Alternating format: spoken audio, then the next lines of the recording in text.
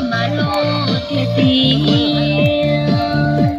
yo tia tao nhỉ chơi nó chỉ ta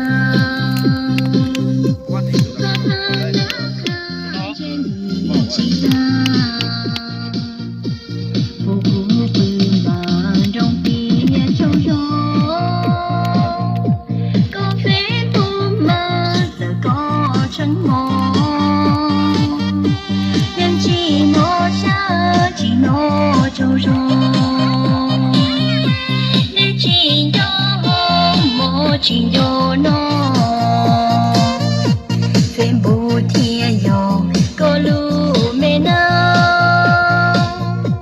cô thể ngang ngang thô có chỉ to qua dòng trái cha ta thô lu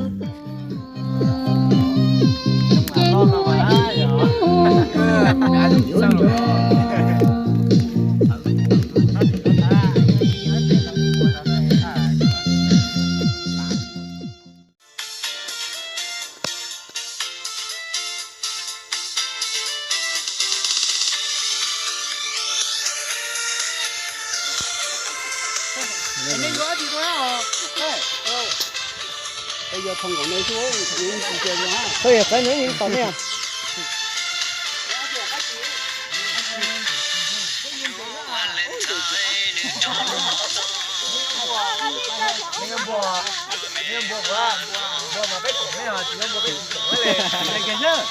Cái tàu rồi lót tiền á, lót tiền á, cái kìa.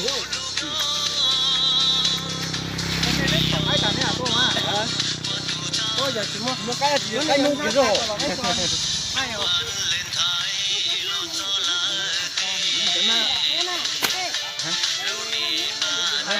Đấy này nè.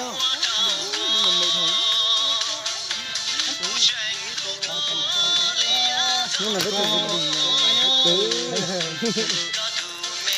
chỉ một chiếc lối mà đã lấy cái chiếc lối thế chứ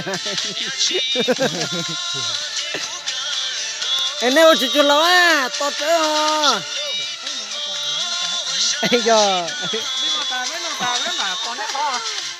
mấy lối nó chỉ lo của chỉ tao ra cái gì to này